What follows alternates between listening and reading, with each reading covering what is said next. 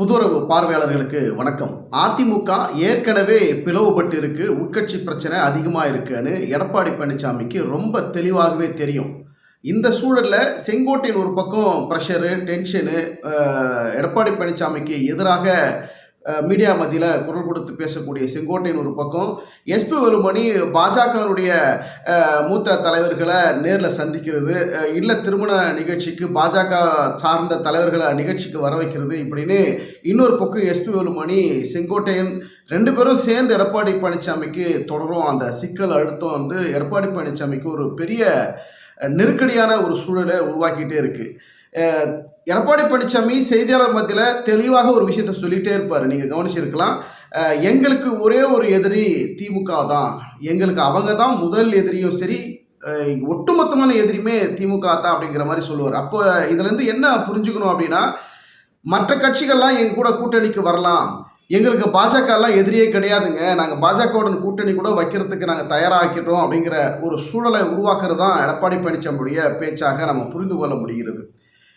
கிட்டத்தட்ட பாஜக கூட்டணிக்குள் எடப்பாடி பழனிசாமி கிட்ட நெருங்கி வந்துட்டாரு அப்படின்னு தான் சொல்ல முடியும். இந்த செய்தி டி ஜெயக்குமார் ராயபுரத்தில் கிட்டத்தட்ட 25 ஆண்டுகளுக்கு மேலாக கட்சி பணியாற்றக்கூடிய ஒரு முன்னாள் அமைச்சர், பாஜகவுடன் அதிமுக கூட்டணி வைத்ததுனால தாங்க நாங்கள் இந்த தொகுதியிலே தோற்று போயிட்டோம், எங்களுக்கு மிகப்பெரிய அசிங்க அவமானங்க இந்த தொகுதியில் நாங்கள் தோற்றுது, 25 ஆண்டுகளாக நாங்கள் வெற்றி வாய்ப்பை பெற்று இந்த இடத்துல பெரிய அளவில் நாங்கள் இருந்தோம், பாஜகவுடன் கூட்டணி வச்சதுனால தான் நான் தோற்று போயிட்டேன்னு ஜெயக்குமார் தொடர்ந்து செய்தியாளர் மத்தியில் பாஜக கடுமையாக விமர்சனம் பண்ணி பேசிகிட்டே இருந்ததை நம்ம பார்த்துருப்போம்.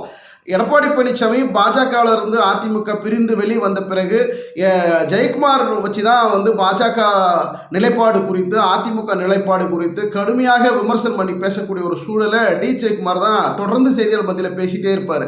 ஆனால் இன்றைய சூழலில் பாஜகவுடன் அதிமுக கூட்டணி வைக்கிறதுல ஒரு நெருக்கம் காட்டக்கூடிய ஒரு சூழல், கிட்டத்தட்ட நெருங்கி விட்டார்கள், கிட்டத்தட்ட பாஜகவுடன் அதிமுக கூட்டணி உறுதி செய்யப்பட்டு கொண்டிருக்கிறது, இன்னும் அவங்க தான் உறுதியான ஒரு அறிக்கையை கொடுக்கலே தவிர மற்ற விஷயங்களெல்லாம் நடந்து கொண்டு இருக்கிறதுங்கிறது அனைத்து ஊடகங்கள் வரக்கூடிய செய்திகளாக நம்ம பார்க்க முடிகிறது. விரைவில் அதற்குண்டான அறிவிப்புகளும் வரும் அப்படிங்கிற ஒரு செய்தியும் போய்கிட்டு இருக்கு. எடப்பாடி பழனிசாமி செய்தியாளர் மத்தியில் ஒரு தெளிவான விஷயத்த சொல்லியிருப்பார். இன்னும் 5 மாதங்கள் பொறுங்க, தேர்தல் இன்னும் 1 வருஷம் மேலே இருக்குது, நான் இதுக்குள்ளே ஏங்க கூட்டணி பற்றியெல்லாம் பேசுகிறீங்க, அதெல்லாம் விடுங்கன்னு எடப்பாடி பழனிசாமி சொல்லியிருப்பார்.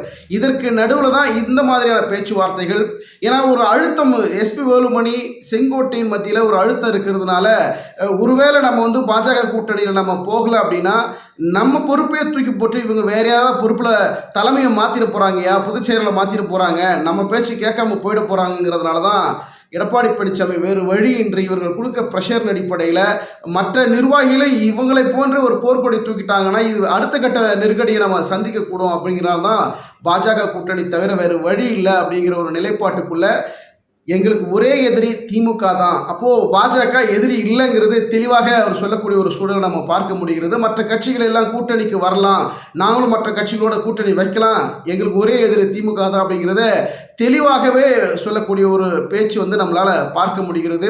ஒரு பக்கம் தமிழக வெற்றி கழகம் அதிமுக கூட்டணி வைப்பதற்கு பல்வேறு கட்ட முயற்சிகள் பண்ணாலும் ஒரே ஒரு நேர்கோட்டில் எடப்பாடி பழனிசாமி நிற்கிறார். நம்ம பாஜக கூட்டணிக்குள் வருகின்ற பொழுது நம்ம அடுத்த கட்டத்தில் 2026 தேர்தலில் ஒரு இடத்த பிடிக்கலாம், இல்லைன்னா நமக்கு ஒரு மிகப்பெரிய கட்சியில் பின்னடைவு ஏற்படுறது மட்டும் இல்லாமல் அரசியல் தேர்தல் களத்திலேயே அதிமுக எந்த இடத்துல இருக்குதுங்கிறது தேடி கண்டுபிடிக்கக்கூடிய ஒரு சூழல் ஏற்பட்டு விடும் அப்படிங்கிற ஒரு சூழலும் எடப்பாடி பழனிசாமிக்கு புரிந்து கொண்டார்.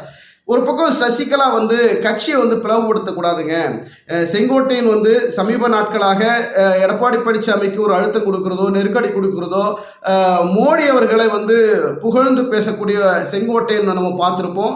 எடப்பாடி பழனிசாமிக்கு அது ஒரு நெருக்கடியை கொடுக்கக்கூடிய ஒரு சூழல், தொடர்ந்து அழுத்தம் கொடுக்கக்கூடிய ஒரு நிலையில் இருந்ததுனால சசிகலா அவர்கள் இதற்கு ஒரு பதில் கொடுத்துருந்தாங்க. செங்கோட்டையனுக்கு கொடுத்த பதிலாகத்தான் இருக்கும், கட்சி நம்ம பிளவுபடுத்தக்கூடாது, இது செங்கோட்டையனுக்கே மறைமுகமாக வேறொரு நபர் மூலியமாக செங்கோட்டையன் கொஞ்சம் பொறுமையாக இருங்க, நம்ம கட்சி அதிமுகங்கிறது ஒரு மாபெரும் தலைவர்கள் கட்டி காத்த கட்சி, ஆட்சி புரிந்த கட்சி, ஒரு மிகப்பெரிய இயக்கத்தை நம்ம பிளவுபடுத்தக்கூடாது, கொஞ்சம் பொறுமையாக இருங்க, கால சூழல் வரும், நம்ம அதற்கான ஒரு தருணத்தை பார்த்துக்கிட்டு இருக்கிறோம், எல்லாம் நல்லபடியாக நடக்கும் அப்படின்னு சசிகலாவிடமிருந்து செங்கோட்டையனுக்கு ஒரு தகவல் போனதாகவும் அதனால தான் நீங்கள் பிளவுபடுத்த வேண்டாம், எடப்பாடி பழனிசாமி கொஞ்சம் ஆற விட்டு பிடிக்கலாம் அவர் மாறல அப்படின்னா நம்ம அடுத்த கட்ட நடவடிக்கை எடுக்கலாம், அதற்குண்டான நேரம் வந்து இன்னும் இருக்கு, பொறுத்திருங்க அப்படின்னு செங்கோட்டையனுக்கு சசிகலாவிடமிருந்து வந்த தகவலாகவும் ஒரு தகவல் போயிட்டு இருக்கு. இந்த இடத்துல ஓ பன்னீர்செல்வத்தை அதிமுகவில் ஒரு மையப்புள்ளியாகவும் ஒரு முக்கிய புள்ளியாகவும் ஒரு தலைமை பண்புக்கு கொண்டு வருவதற்கு பல்வேறு கட்ட முயற்சிகள் நடந்தாலும் சசிகலா அவர்கள் கட்சியில் ஒரு பொறுப்புக்குள்ளே வரணும், அதை பொதுச் செயலாளராக வரணும், ஓ பன்னீர்செல்வத்தை வந்து முதல்வர் வேட்பாளராக கொண்டு வரணும், செங்கோட்டையனை ஒருங்கிணைப்பாளராக கொண்டு வரணும், பல்வேறு திட்டங்கள் ஒரு பக்கம் போய்கிட்டே இருக்குது. இதையெல்லாம் நம்ம லூஸில் விட்டோம் அப்படின்னா நம்மளை தூக்கி வெளியே எரிந்து விடுவார்கள் அப்படின்னு புரிந்து கொண்ட எடப்பாடி பழனிசாமி பாஜகவுடன் கூட்டணி வைப்பதற்கு கிட்டத்தட்ட நெருங்கி கொண்டிருக்கிறார். மூத்த தலைவர்கள், முன்னாள் அமைச்சர்களை அவருடைய ஆலோசனை நம்ம இந்த நேரத்திலே அதை கேட்கலாம். கடைசி நேரத்தில் நம்மளுடைய ரியாக்ஷன் வந்து அவர்களுக்கு சாதகமாக இல்லாமல் போனால் அவர்களுடைய கோபத்திற்கு ஆளாக நேரிடும். அதனால் பாஜகவுடன் கூட்டணி வைக்க வேறு ஆப்ஷனே கிடையாதுங்கிற ஒரு சூழலும் இந்த அரசியல் களத்தில் ஏற்பட்டு விட்டது. தமிழக வெற்றி கழகம் தனியாக தேர்தலை சந்திக்கக்கூடிய ஒரு சூழல். நாம் தமிழர் கட்சி அது எப்பவுமே தனியாக தான் நிற்கும் அப்படிங்கிறது சீமான் அவர்கள் அடிக்கடிக்கு செய்தியாளர் மத்தியில் சொல்லுவார். அப்படி தான் கடந்த தேர்தல்களையும் தனியாக தான் நின்று அவருடைய தேர்தல் பணியை மேற்கொள்கிறாரு. இந்த இடத்துல பாஜக அதிமுக அப்படிங்கிற தரவரிசையில் பார்த்தீங்கன்னா ஒன்றிணையக்கூடிய சூழல் உருவானால் மட்டும்தான் திமுகவை எதிர்க்க முடியுங்கிற ஒரு நிலைப்பாடு ஆட்டோமேட்டிக்காக கள நிலவரத்தை மாற்றி அமைக்கக்கூடிய தேர்தல் களமாக மாறிக்கொண்டிருக்கிறது. எடப்பாடி பழனிசாமி தொடர்ந்து சிக்கல் மேல் சிக்கல், நெருக்கடி மேல் நெருக்கடி சந்திக்கக்கூடிய ஒரு சூழல். அதிமுக இருக்கக்கூடிய சீனியர்கள் மத்தியில் இருக்கக்கூடிய அழுத்தம் ஒரு பக்கம், பாஜக தலைவர்கள் கிட்ட எஸ்பி வேலுமணி, செங்கோட்டையன் அவர்கள் வந்து தொடர்ந்து பேச்சுவார்த்தையில் இருக்கிறது. ஒரு கிட்டத்தட்ட ஒரு குறிப்பாக ஒரு முக்கியமான ஒரு தகவல் சொல்லணும் அப்படின்னா தலைமை மாற்றுவதற்கு கூட பல்வேறு கட்ட முயற்சிகளில் கூட ஈடுபட்டாங்க. இந்த இடத்துல வந்து செங்கோட்டையனை முதன்மைப்படுத்தலாம், ஏன்னா பாஜகவினுடைய அஜெண்டா படி, அமித்ஷாவினுடைய அஜெண்டா படி அதிமுகவில் செங்கோட்டையனை முதன்மைப்படுத்தலாம். அப்போ முதன்மைப்படுத்தலாம் அப்படின்னா எடப்பாடி பழனிசாமியை ஓரங்கட்டப்பட்டு செங்கோட்டையனை முதன்மைப்படுத்துவார்களா, அல்லது அடுத்த பதவிக்கு எடப்பாடி பழனிசாமி கீழே இறக்கி விட்டு அந்த பொறுப்புக்கு வந்து செங்கோட்டையனை முன்னிறுத்துவார்களா அப்படிங்கிற பல்வேறு கட்ட முயற்சிகளிலும் ஒரு கட்டத்தில் முயற்சி பண்ணாங்க. ஆனால் அதற்கெல்லாம் இடம் கொடுக்காமல் எப்படியோ ஒரு பேலன்ஸ் பண்ணி சமரசம் பண்ணி மூத்த தலைவர்களை, முன்னாள் அமைச்சர்களை, செங்கோட்டையன், எஸ்பி வேலுமணி உள்ளிட்டவர்களை அவர்களை சமாதானப்படுத்தி தன் பக்கம் கொண்டு வரக்கூடிய ஒரு நிலையை கட்டுக்கோப்பாக வைத்திருக்கக்கூடிய எடப்பாடி பழனிசாமி ஒரு பக்கம் அரசியல் நகர்வுகளை மேற்கொள்கிறார். அதனால தான் இப்தார் நோன்பு நிகழ்ச்சியில் கூட எடப்பாடி பழனிசாமி ஒரு டைலாகை பேசியிருப்பார்.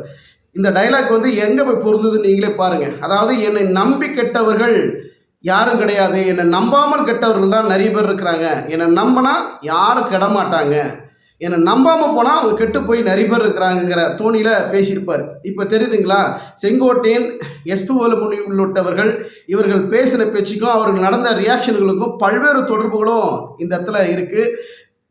இனி வரும் தேர்தல் காலத்தில் எடப்பாடி பழனிசாமியினுடைய அரசியல் வியூகங்கள் தடுமாற்றத்தை ஏற்படுத்தினால் நிச்சயமாக எடப்பாடி பழனிசாமிக்கு அரசியல் களத்தில் கேள்விக்குறியாக மாறக்கூடிய வாய்ப்பு இருக்குது. சசிகலா அவர்கள், செங்கோட்டையன், எஸ்பி வேலுமணி உள்ளிட்டவர்கள் அதிமுகவை அடுத்த கட்டத்திற்கு நகர்த்தலாம். கூட்டணி மாற்றத்திற்கும் தலைமை மாற்றத்திற்கும் வேறு வகையான நம்ம அரசியல் நகர்வுகளை மேற்கொண்டால் மட்டும்தான் அதிமுகவை நம்ம காப்பாற்ற முடியுங்கிற ஒரு மிகப்பெரிய ஒரு கட்டுப்பாட்டுக்குள் வந்ததுனால தான் கட்சியினுடைய தலைமை மாற்றணுங்கிற முடிவுக்கு வந்தாங்க. இந்த இடத்துல எடப்பாடி பழனிசாமி சுதாரித்து கொண்டார். ஓகே இவங்க பேச்ச நம்ம கேட்கலாங்க, வேறு வழி இல்லை, நம்மளை தூக்கி வெளியே போட்டுருவாங்கிற பயத்தில் தான் இன்றைக்கி எடப்பாடி பழனிசாமி அமைதியாக எங்களுக்கு ஒரே எதிரி திமுக தான், வேறு யாரும் இல்லைன்னு சொல்கிறதுக்கு காரணம் பாஜக எங்களுக்கு எதிரி இல்லைங்கிறத நேரடியாகவே சொல்லக்கூடிய ஒரு சூழலை நம்மளால் பார்க்க முடியுது. கிட்டத்தட்ட நெருங்கி பாஜகவுடன் அதிமுக கூட்டணிங்கிற நிலைப்பாட்டுக்குள்ளே எடப்பாடி பழனிசாமி கிட்ட நெருங்கி விட்டார் அப்படிங்கிற ஒரு செய்தியும் பார்க்க முடிகிறது.